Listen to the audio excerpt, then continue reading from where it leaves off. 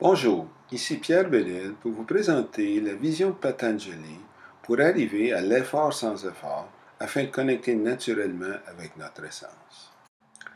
L'effort sans effort est un élément clé du yoga et ces trois présentations visent à démystifier ce concept paradoxal. Dans cette première présentation, on verra comment cela fait partie du processus en 7 étapes proposé par Patanjali pour réaliser l'objectif du yoga, qui est de connecter avec notre essence.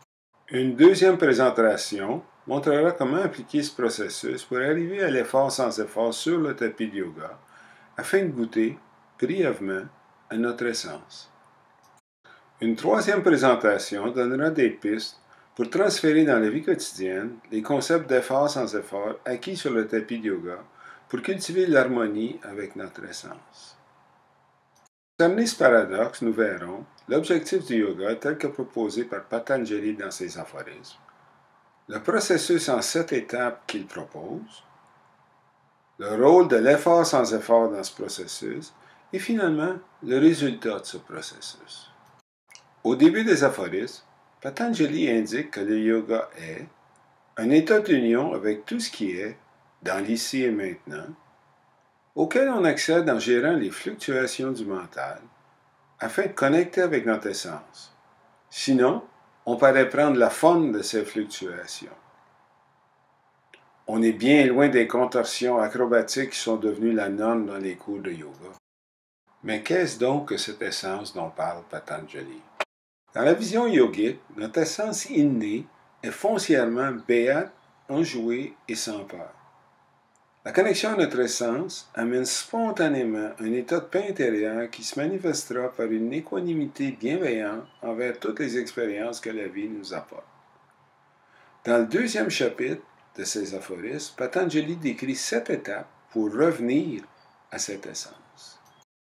Les 2 premières étapes proposées par Patanjali sont un code d'éthique qui doit informer la pratique du yoga sur le tapis et surtout dans le quotidien. La première, les yamas, vise à restreindre et à gérer écologiquement nos réactions compulsives de violence, de mensonges, de convoitise, d'abus et de possessivité pour éliminer les obstacles à la connexion avec l'essence. La deuxième étape, les niyamas, propose des pratiques pour cultiver la pureté, le contentement, la discipline, l'étude de soi et l'abandon au divin pour vivre en union avec l'essence. Les étapes 3 et 4 sont les plus connues en Occident. L'étape 3, asanas, les postures, c'est d'être établi dans une posture stable et facile et confortable. Pour cela, on doit renoncer à l'effort volonté et s'absorber dans l'infini. Alors, on n'est plus assailli par les dilemmes et les conflits. Ensuite vient le pranayama, qui est l'arrêt des perturbations de la respiration. Les mouvements de la respiration sont l'expiration, l'inspiration et la suspension.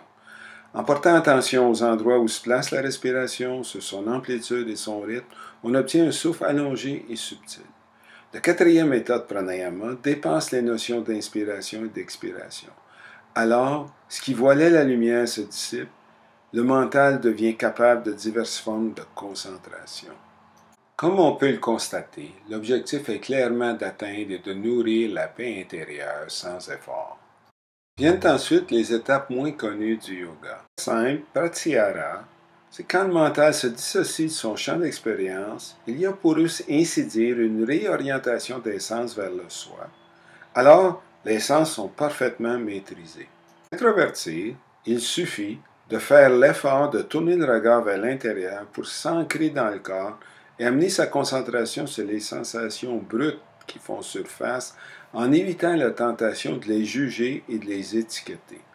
En yoga de Kripalu, c'est ce qu'on appelle cultiver la conscience témoin sans jugement.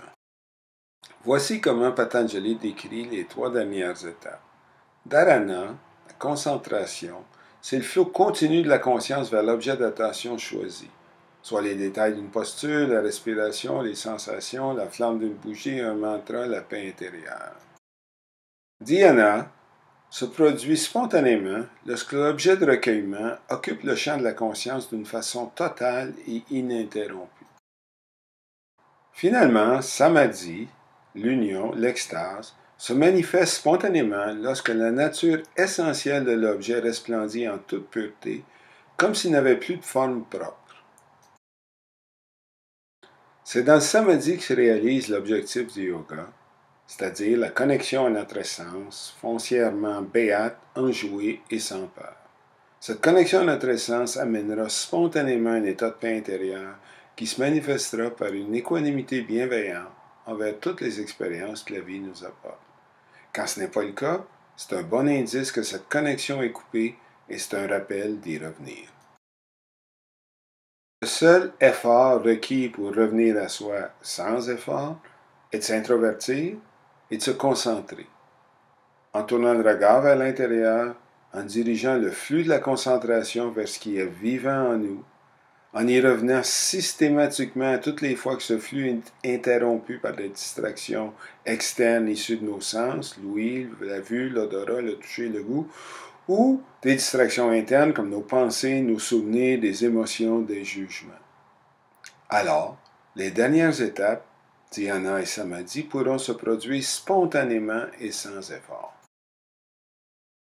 Bien que la plupart d'entre nous n'atteindront pas les états de profonde connexion permanente avec notre essence que décrit Patanjali, la plupart d'entre nous peuvent avoir un aperçu de cette connexion à l'essence durant l'intégration qui suit une pratique de yoga où l'emphase est mise sur l'introversion et la concentration sur les détails de chaque posture. Dans les deux autres présentations de cette série, nous verrons comment appliquer ce processus proposé par Patanjali, d'abord dans une pratique des postures sur le tapis de yoga, puis comment les transposer dans le quotidien pour maintenir la connexion avec notre essence devant les défis de la vie. Yoga Karayam offre une multitude de formations professorales accréditées pour rendre accessibles les bienfaits du yoga de Kripalu aux francophones.